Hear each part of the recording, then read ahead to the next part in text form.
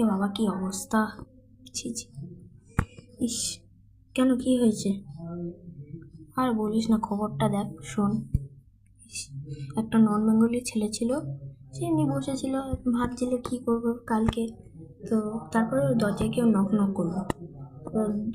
তারপর দরজায় ছিল একটা লোক, সে আসলো, এসে দরজাটা বন্ধ করে বললো কি, পেঁচান মুঝকো।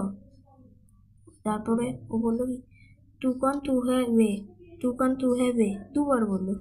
তারপর বললো কি, পিঙ্কু পিঙ্কু ডরনা চাউমিন চিউসিধা। তারপর ও দেখলো, তারপর বললো কি, খুদ কা চাউমিন খাও। তারপরে ও খেলো, খেতে খেতে নুডল নুডল করতে খেলো, খেতে খেতে খেতে খেতে ওটা বাস, ও একটা উল্টো পাল্টা জিনিস মিশিয়েছিল। তারপর ও কিছু করার সাথে সাথেই ওখানে পুলিশ চলে আসলো, এইভাবে একদম।